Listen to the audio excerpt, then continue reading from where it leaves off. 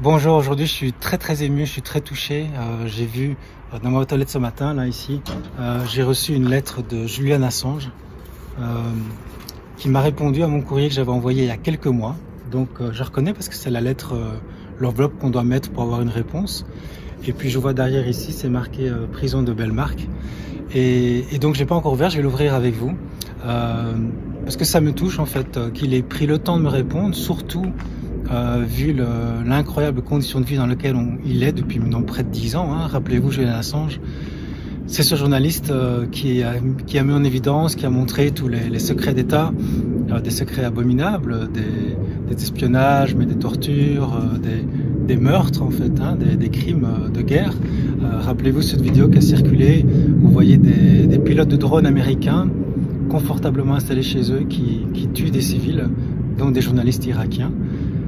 Et rappelez-vous aussi toutes les révélations sur l'espionnage mondial avec Snowden, c'est grâce aussi à Julian Assange, tout ça, à Wikileaks, et également les informations sur Guantanamo, où on voit des innocents, qui a été révélé également avec les traitements, les tortures, etc. Et c'est pas que les États-Unis, c'est également la Russie, c'est également la Chine. En fait, Julian Assange, c'est un peu l'ennemi public numéro 1 des États, qui manipule et qui tue en fait dans l'ombre. Et donc on peut imaginer un monde sans Julian Assange, c'est un monde où tout ça continue. Et grâce à lui, grâce à ce journalisme scientifique dont il parle quand il fait les interviews, c'est du journalisme scientifique, il met les faits en fait, eh bien on est moins dupe.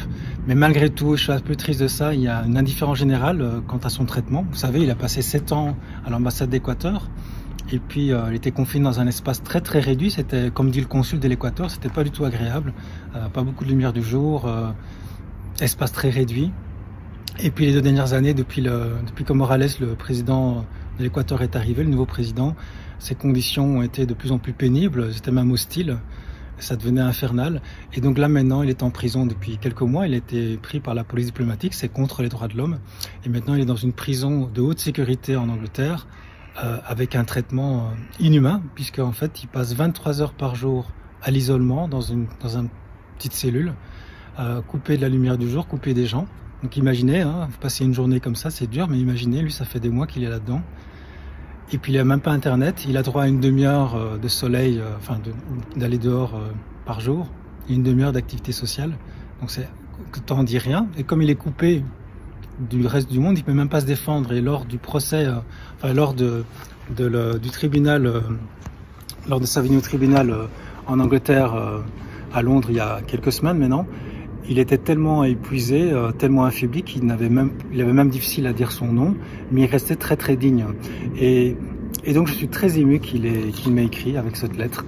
Et donc je vais l'ouvrir avec vous. Je vais mettre la caméra ici, voilà. Alors, je n'en reviens pas d'ailleurs qu'il m'ait répondu, parce que pour moi, il doit être tellement affaibli, puis il doit y avoir tellement de gens qui lui écrivent.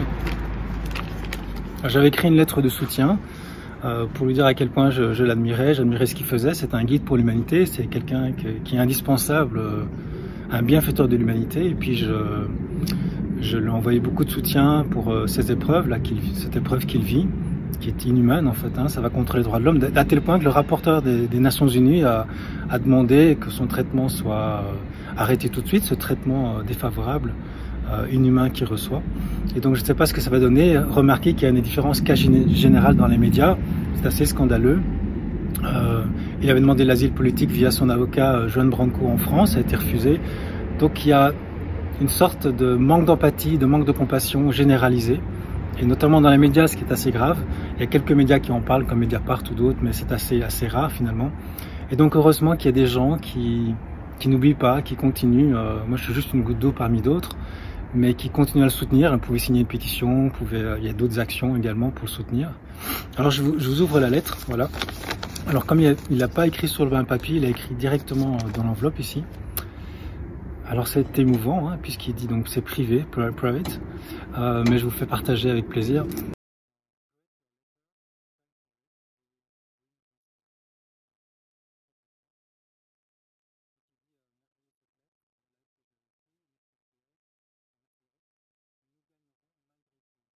Cette phrase, elle me touche parce que il reste debout malgré ce traitement. Je sais pas, il n'y a pas beaucoup de gens qui arriveraient à garder cette foi. Et c'est pour moi justement, c'est un espoir pour le monde, c'est un modèle en fait. Et on a besoin de modèles dans la vie pour aller plus haut. Hein, un modèle de quelqu'un qui reste fidèle à ses valeurs d'humanisme et qui lutte contre la corruption et les malversations des États. Et c'est merveilleux, c'est un être extraordinaire. Je voulais vous partager cette vidéo et puis surtout de ne pas rester dans l'impuissance parce que bon, ça c'est rien comme action, c'est vraiment pas grand chose que j'ai fait, mais je voulais vous partager mon enthousiasme. Mais on peut avoir d'autres actions, on peut aussi envoyer de l'argent à des enfants pour payer leurs études dans les pays du tiers-monde, on peut envoyer de l'argent dans des mouvements humanitaires en vérifiant que cet argent est bien utilisé, ça peut se vérifier.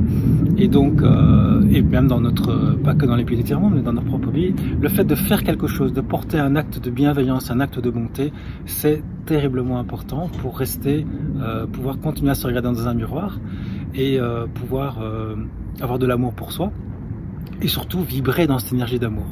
Et cet homme est un exemple d'amour extraordinaire.